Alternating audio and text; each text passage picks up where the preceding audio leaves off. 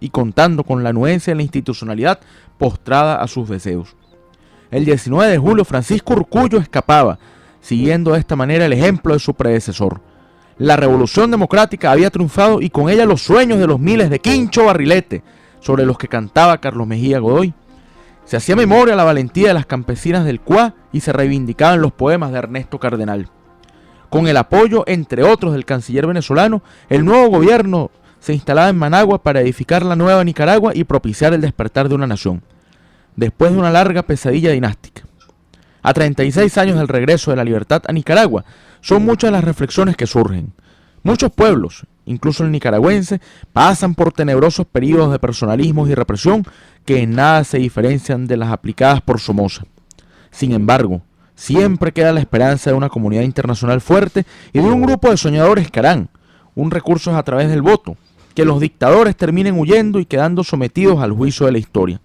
Después de 3 décadas de la caída de Somoza y luego de 8 años de autoritarismo de Daniel Ortega, solo basta repetir, como dice la canción, ¡ay Nicaragua, Nicaragüita! El artículo del Despertar que nos publicó el diario El Universal en su versión digital del pasado domingo 19 de julio de 2015.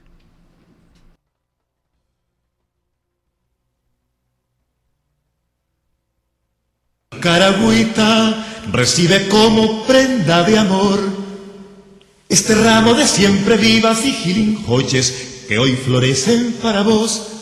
Cuando yo beso tu frente pura, beso las perlas de tu sudor, más dulcita que la frutita del pigüilote y el jocote tronador.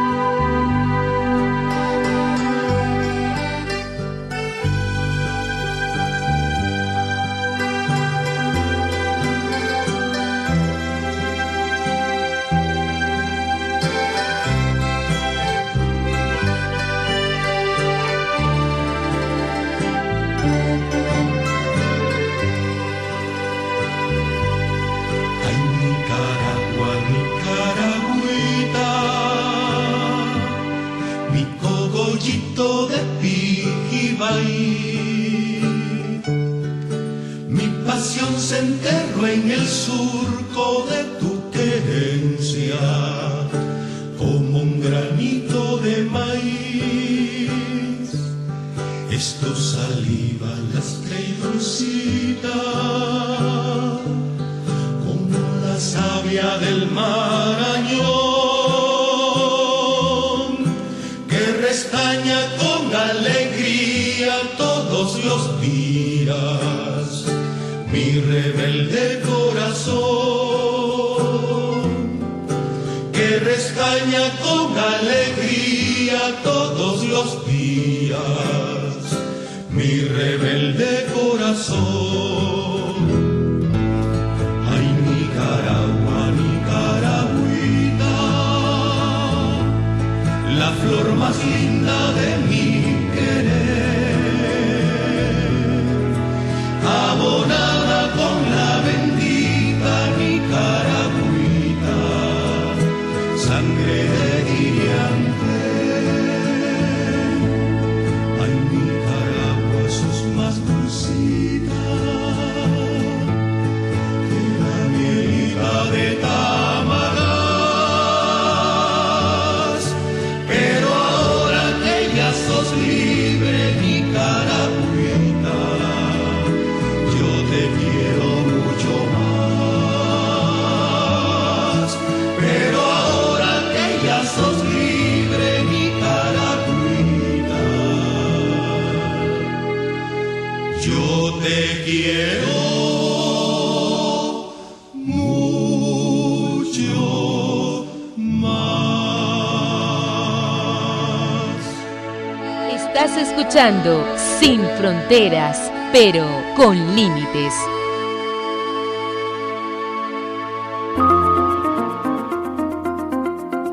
Bueno, empezamos el programa escuchando Quincho Barrilete de Carlos Mejía Godoy, canción incluso galardonada internacionalmente, y escuchamos ahorita Ay Nicaragua, Nicaragüita, también de Mejía Godoy.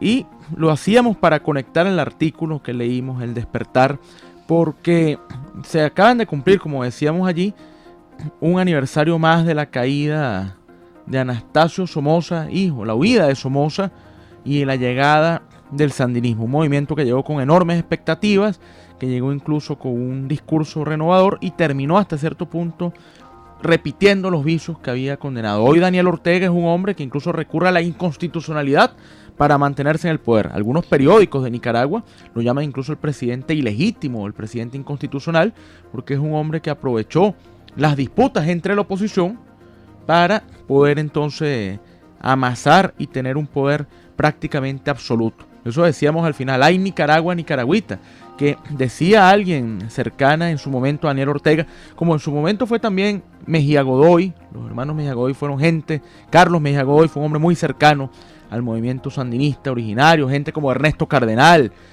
que han estado allí trabajando, que estuvieron cerca y después se separaron porque dicen que Ortega no es la representación de lo que ellos lucharon. Incluso decía alguien, una persona, mal no recuerdo, Dora María Telles, señalaba que la S de Somoza y del sandinismo de Ortega se parece mucho más a una simple letra, que es totalitarismo, poder absoluto, abuso. Bueno, hay Nicaragua, Nicaragüita. Sí, bueno, y la verdad es que a la caída de Somoza se tejieron muchas esperanzas, no solamente en Nicaragua, sino en América Latina, de un cambio hacia la democracia, hacia la libertad, hacia el pluralismo en Nicaragua. Lamentablemente la historia nos ha demostrado que estos gobiernos del señor Ortega, bajo el manto de lo que fue Sandino, prácticamente ha secuestrado la democracia en Nicaragua y ha frustrado esos sueños y esas esperanzas de los nicaragüenses y de los latinoamericanos de contar con un país democrático.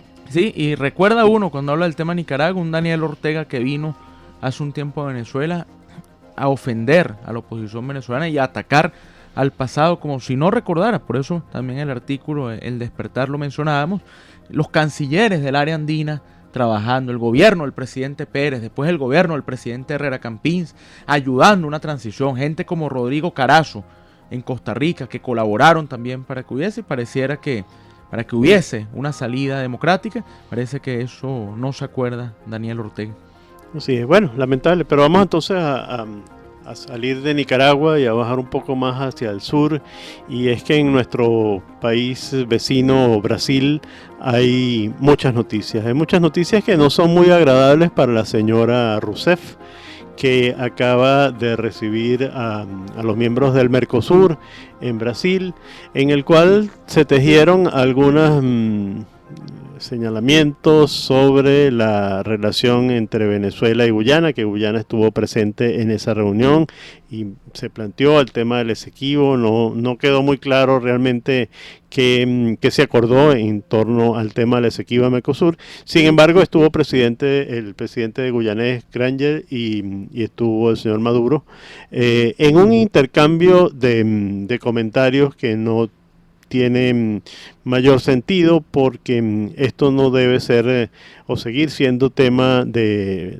la diplomacia de los micrófonos, sino que tiene que enseriarse y cada una de las partes buscar cómo solucionar el problema. Sin embargo, vamos a hablar con mayor detenimiento del tema del Esequibo posteriormente, pero la otra noticia en Brasil es el tema de la popularidad de la señora Rousseff, que está muy baja, ¿no?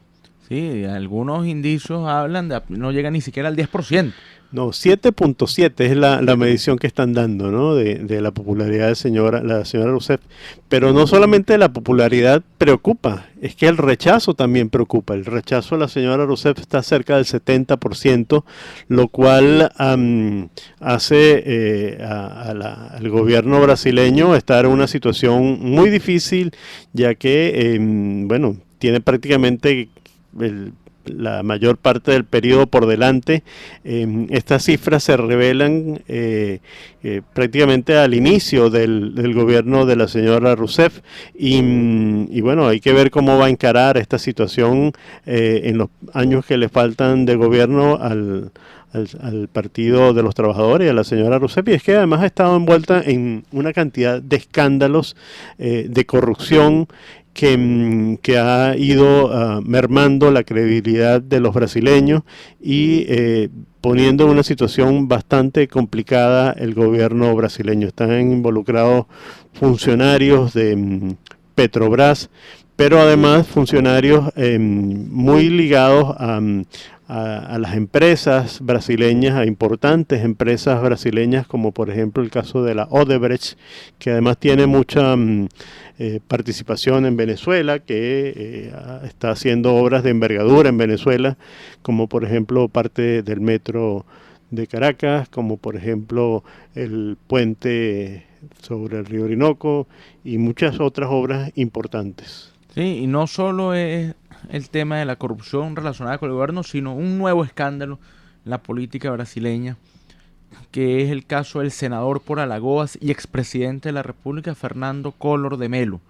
Collor de Mello, recordemos, fue presidente, un hombre que llegó con una estrategia de campaña dinámica a principios de la década del 90, luego acusaciones de corrupción lo llevaron a renunciar antes de una acusación política, que terminó llegando Itamar Franco al gobierno de Brasil.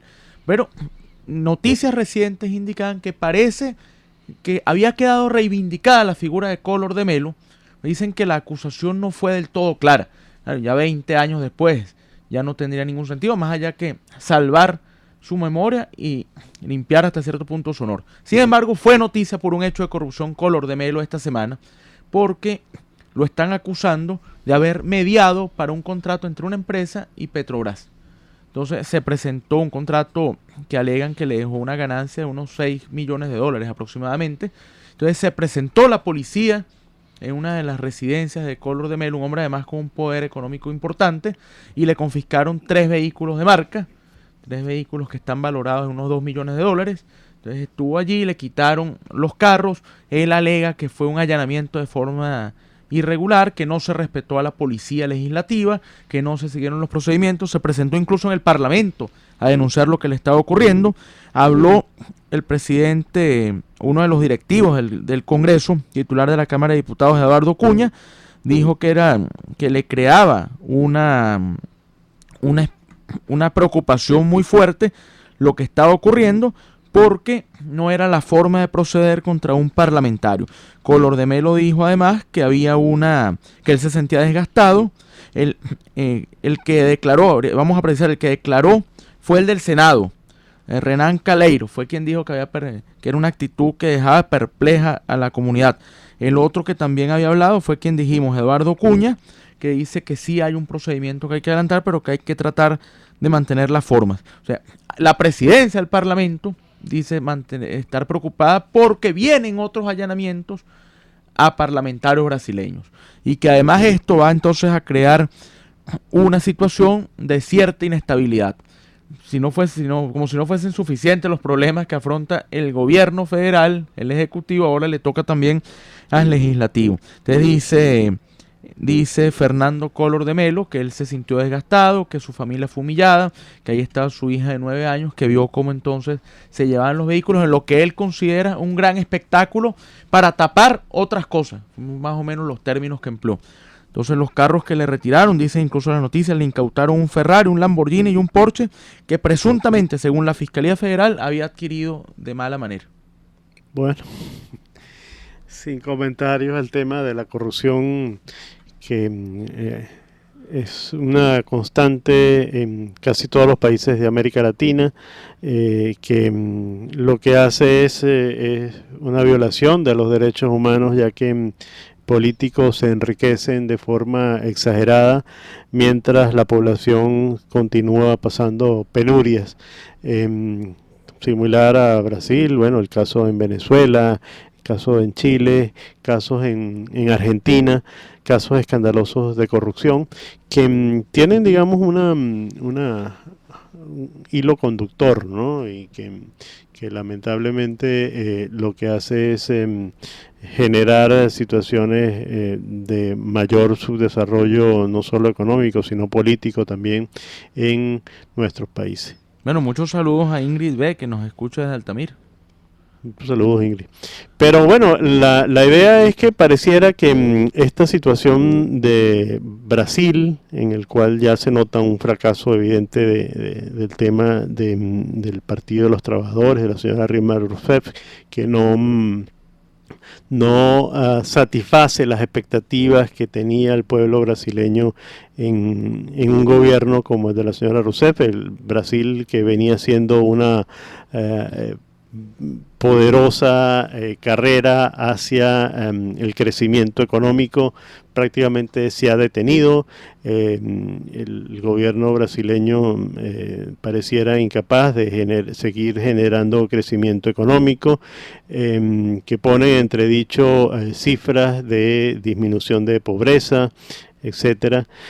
Bueno, una situación parecida a la que viene sucediendo en Argentina, pero también que viene sucediendo en Venezuela, donde ese socialismo del siglo XXI se ha convertido realmente en un verdadero fracaso que generó expectativas y que ha generado unos niveles de pobreza importante en Venezuela, en Argentina y en Brasil. Sí, ese era el populismo, que de hecho es lo que pareciera en Argentina, que se va a tratar de dirimir en las próximas elecciones. Sin embargo, siempre que abordemos el tema argentino, tenemos que recordar ese mecanismo de cierta habilidad política de la mayoría, en ese entonces mayoría kirchnerista en el Congreso, tiene todavía mayoría en la Cámara de Diputados, no la mayoría requerida para reformar la Constitución, por eso es que la presidenta no puede volver a aspirar, pero haber creado una ley electoral que establece la obligatoriedad de unas primarias.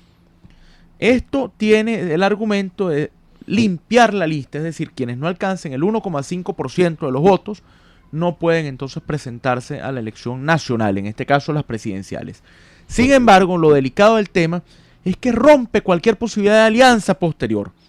Entonces, una oposición argentina, que es una oposición disgregada, una oposición en muchos casos desorganizada, que tiene conflictos entre sí, le cuesta mucho ponerse de acuerdo, entonces luego, ¿quién se va a retirar? Mientras que el kirchnerismo, porque no podemos llamarlo ni siquiera peronismo, porque hay peronismo de oposición, el kirchnerismo tiene la actitud de un solo candidato, que es el que determina la presidenta en este caso. Entonces, eso es lo que está pasando con las primarias. Hay en este momento 13 fórmulas que los argentinos van a poder votar en las próximas elecciones. Se supone que en las fórmulas quedará uno. Esto hay que unirle, antes de hablar de eso brevemente, el tema de las elecciones federales o de las elecciones regionales municipales, locales, sí. Que terminó ganando Rodríguez Larreta, que es el candidato del PRO, del partido de Macri, el que continúa la obra de Macri. Le gana a Martín Lustó, que fue un ministro de Finanzas, de Economía de Cristina Fernández de Kirchner, hoy separado del gobierno. Lo interesante del tema es que Lustó en la segunda vuelta logró el apoyo de radicales, logró el apoyo de socialistas, del peronismo disidente, logró vencer incluso el llamado del oficialismo y de la llamada izquierda radical argentina de votar en blanco, y logró una reducción de una brecha que las encuestas hablaban de 12 puntos a apenas 3 puntos. Es decir, las encuestas se volvieron a equivocar, ¿no? Se equivocaron las encuestas. El triunfo del gana Macri, gana el sector de Macri, pero no con la fuerza que esperaba en